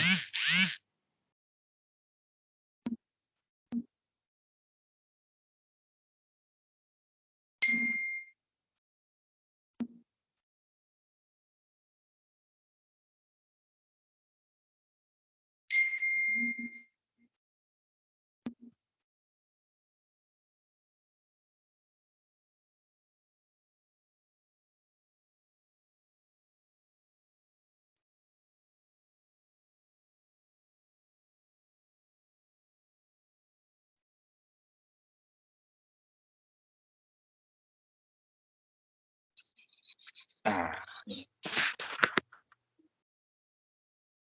ya Bapak Ibu ya. Jadi nanti Bapak Ibu di pertemuan berikutnya kita langsung ya untuk pembagian kelompoknya kita mulai nanti ya, ataupun besok bisa saya share terkait dengan pembagian kelompoknya. Baru minggu depan kita langsung bisa aksi bergantian terkait dengan pembahasan setiap kegiatan belajarnya atau setiap modulnya. Jadi modul 2 yang nantinya akan kita aksi minggu depan, itu nanti kita mulai minggu depan ya. Kemudian nanti akan ada anggota-anggota yang mungkin kalau memang saya yang memaparkan, Bapak Ibu bertanyanya agak gitu ya. Tapi kalau teman-teman sendiri atau Bapak Ibu guru juga menyampaikan, memberikan contoh semisal yang lebih represent dengan contoh karena pengalaman sesama guru, bisa menanggapinya. Ya. Jadi kita lebih banyak didiskusi saja lebih enak. Kalau modul Bapak Ibu sebetulnya bisa baca sendiri juga. Cara refleksinya yang memang kita ingin dapatkan di sini dalam tataran untuk bisa lebih mencari kedalaman daripada mata kuliah kita yang tematiknya luar biasa lah Bapak Ibu. Tema-tema modulnya ya ada terkait dengan karakteristik sebagai kedudukan pendidikan sebagai nilai dan moral, kemudian konsep prinsip kepribadian nasional, ada membahas terkait dengan HAM, ada membahas terkait dengan penegakan hukum di Indonesia ya. Jadi kemarin pun juga banyak itu menarik pada saat membahas penegakan hukum di Indonesia. Waduh Pak, bagaimana penegakan hukum di Indonesia Pak? Kita kalau memberikan pemahaman kepada peserta didik seperti apa? Kalau kita tahu ya penegakan hukumnya seperti ini semisal seperti itu ya. Itu menarik pada saat memang kita membahas terkait dengan beberapa konsep praktik demokrasi ya dan pendidikan demokrasi. Kemudian juga ada terkait dengan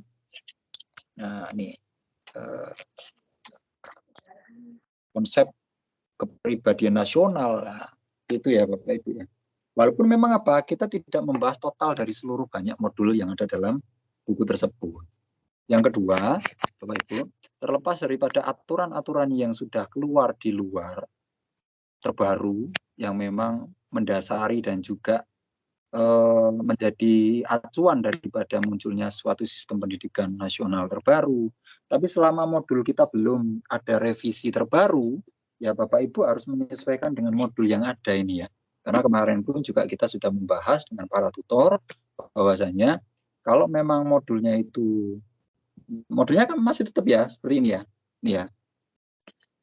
Ya, tetap ya. Saya takutnya sudah muncul revisi, ternyata saya memaparkannya masih tetap yang lama gitu ya. Pernah itu terjadi. Jadi saya dapat modul dari UT itu yang lama, mahasiswanya dapat yang baru-baru. Untungnya apa? Untungnya mata kuliahnya adalah mata kuliah terkait dengan pemerintahan daerah ya. Beda lagi waktu ya saya masih bisa mengikuti. Tapi kalau dalam konteks-konteks yang kebaruan yang agak apa namanya eksklusif ya beda lagi. Saya pikir begitu ya Bapak Ibu. Mungkin dari sistematika yang nantinya kita aksi minggu depan ada pertanyaan nggak nih? Bapak, mohon maaf izin bertanya. Oh, monggo. Nggih.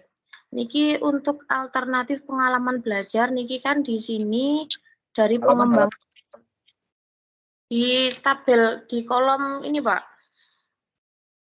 Di kolom yang halaman 1.36, 37 itu tabel itu Pak. Ya, monggo Bu, 1.36. Ini kan alternatif pengalaman belajar dari pengembangan kompetensi dasar nggih di sini. Nah, itu sudah ada standarnya atau kita sebagai guru bisa mengembangkan lebih banyak lagi, lebih luas lagi sesuai kreativitas kita atau pripun? Nah, menyesuaikan kreativitas Bu. Yang namanya alternatif itu memang option yang bisa digunakan ya. Di alternatif itu kan sebetulnya kalau dalam pendekatan keputusan itu adalah pilihan-pilihan yang bisa digunakan. Jadi sama halnya dengan pada saat di sini ada alternatif pengalaman belajar, monggo Bapak Ibu bisa mengaksi menyesuaikan dengan alternatif yang ada, atau Bapak Ibu punya alternatif lain yang sudah biasa dilakukan, yang ternyata alternatif Bapak Ibu itu lebih mencerminkan untuk pencapaian daripada kompetensi dasar yang ada untuk mencapai standar kompetensi Bapak Ibu. Nah, itu memang agar apa? Agar berkembang ya. Ya. Kalau memang kita hanya mengacu ini ya memang tidak ada perkembangan. Begitu Bu Resti ya. Jadi memang menyesuaikan kondisi existing yang ada. Kalau dulu ya dengan adanya film apa tuh Upin Ipin itu kadang saya baru melihat saja, oh ternyata sekarang ada studi tour untuk bisa naik ke Dakar gitu, pemadam kebakaran. Kalau dulu kayaknya belum lihat. Kalau memang Bapak Ibu guru itu melihat adanya Upin Ipin kemudian mengaksi itu sebagai suatu bentuk nilai tambah untuk menjadi alternatif pengalaman, itu juga bagus, walaupun memang di luar pada itu. Seperti halnya tadi pemerintah desa kita pelajari apa tuh struktur desa gitu ya. Alternatifnya ada yang terkait dengan apa tadi ya. Di luar itu pun juga bisa kita datang. Misal sekolahnya kalau di desa itu dekat dengan kantor desa, ajak aja ke sana. Cara nggak langsung terlepas daripada tujuannya adalah mencapai apa namanya capaian daripada standar kompetensi terkait dengan pemerintahan desa tersebut. Secara nggak langsung pada saat Bapak Ibu bisa mengkondisikan peserta didik itu rapi mulai dari awal, tidak gaduh, urut. Kalau memang apa namanya sekolah dengan pemerintah desanya dekat itu ya, jalan bersama berurutan, itu nilai-nilai yang dipelajari itu malah double-double gitu ya. Apa namanya sesuai dengan antrian. Nah, walaupun memang capaian akhirnya adalah di pemerintah desa, tetapi prosesnya kita bisa ngunduh banyak kemampuan, manfaat yang bisa diterima oleh peserta didik. Ayo, nggak boleh mendahului ya. Grup A di depan, grup B di belakang, nggak boleh mendahului, harus gantian jalannya. Jalan menuju mana? Dari sekolah ke pemerintah desa. Walaupun dekat ya, tapi ada prosesnya, ada alurnya, yang sebetulnya itu alternatif yang secara multiply effect-nya bisa ditangkap. Ya. Walaupun bukan tematik, tetapi itu bisa mencapai beberapa capaian daripada yang lainnya, standar kompetensi yang lainnya. Jadi ibaratnya pemerintah desa tapi bisa mencapai standar kompetensi yang lainnya. Ya. kalau memang itu bisa dimasukkan, oh ternyata dia masuk di standar kompetensi yang ini. Cara nggak langsung kok bisa tercapai. Seperti itu Bu Resti. Oke. Berarti niku hampir sama dengan kegiatan pembelajarannya nggih Pak nggih. Nggih, hampir sama. Nggih Bapak, terima kasih. Sami-sami Bu Resti ya. Mungkin ada lagi selain Bu Resti ya. Bapak Ibu, mungkin ada yang ingin menyampaikan, saya ini Bapak Ibu ya. Pak, maaf. Capaiannya ada Pak, ini. maaf saya mau Belajar saya begini. tapi agak Pak. Hingga sinten Bu Dwi. Nggih. Saya di daerah nggih. Niki tadi sampun di absen nggih Pak. Soalnya niki kan kula ikut semester tertinggal, semester 10 di kelasnya disuruh masuk ke kelas ini tapi belum masuk grup Pak. Oh gitu. Iya Pak, Cek saya di LMS ya Mbak Dwi ya Bu Dwi. Kalau memang karena memang nanti saya ngabsennya melalui LMS ya, dan juga melalui absensi yang saya download dari laman tutorial ya, laman tutorial akun tutor.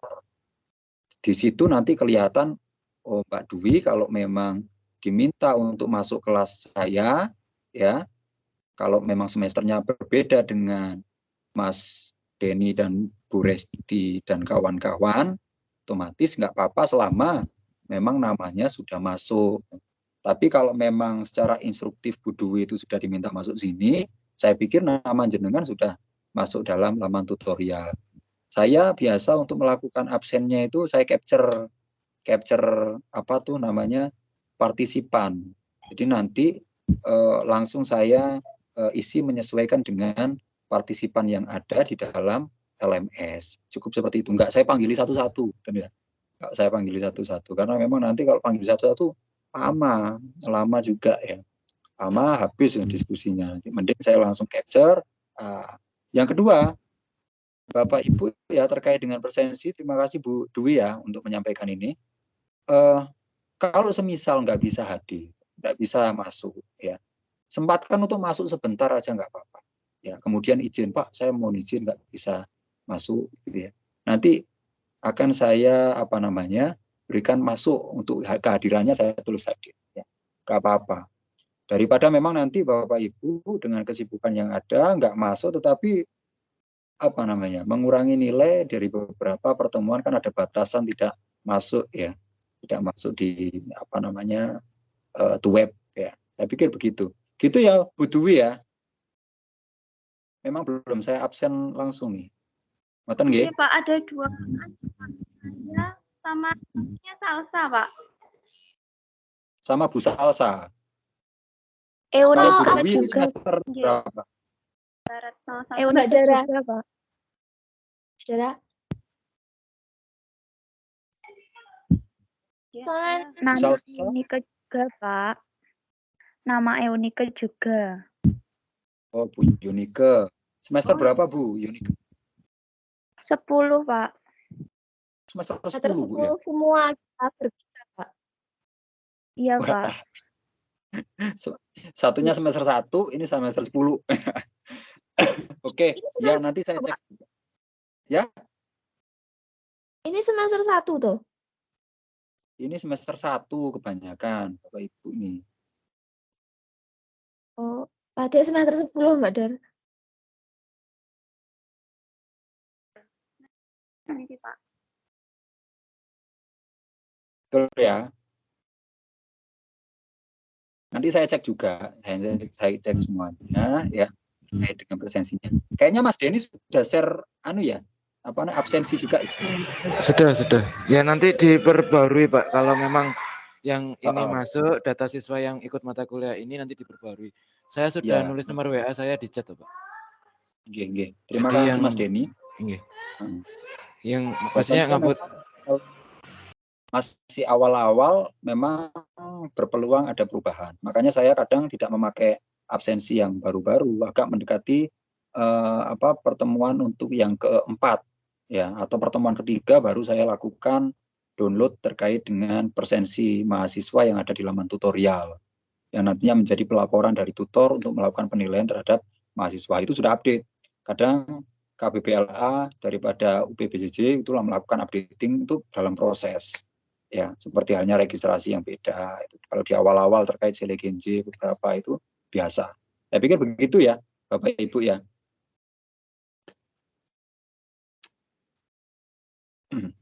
Baik, kita foto bersama dulu Bapak Ibu. Foto dulu ya, kita capture. Nanti saya capture nih. 1, 2, 3. Bu Siti Nur Lailatul, nah, monggo dihidupkan. Nah, sip, good. Tuh, mana? Oh, Bu Yunike. 1, 2, 3. Ya, walaupun memang saya pakai peci ini bukan berarti ini pendidikan agama ya, tapi pendidikan keluarga negara. Pak. 1, 2, 3. Oke, good. Banyak perempuannya luar biasa Mas Denny ini. Ya. Good. Capture partisipan. Nah, bentar ya Bapak Ibu ya. Tunggu capture partisipannya. Ini Bu Faradita. Ada 26 mahasiswa. Oke. Ngapunten Pak, ada lebih Pak. 34 ya Mas ya? Iya. Harusnya ya. Harusnya enggak, yang 7 orang itu enggak dimasuk di list lain, tapi ada orangnya. Oh, ngoten. Ya. Cuma yang datang di partisipan di pertemuan ini 27 dengan saya nih. Iya, 27. Oh, Pak, 27. Yang 7 itu yang menggunakan room ini tapi enggak masuk lagi. Iya, benar 27. Saya memang untuk capture-nya di akhir-akhir ya Bapak Ibu ya, setelah ini nanti kalau memang terlempar masuk lagi aja enggak apa-apa. Ya, akhir. Oke, baik. Terima kasih banyak atas partisipasinya Bapak Ibu, ya Mas Denny, Bu Resti, ya, dan kawan-kawan yang lainnya. Mohon maaf kalau ada salah kata. Saya tutup perkuliahan kita di kesempatan kali ini. Selamat siang. Assalamualaikum warahmatullahi wabarakatuh. Waalaikumsalam warahmatullahi wabarakatuh.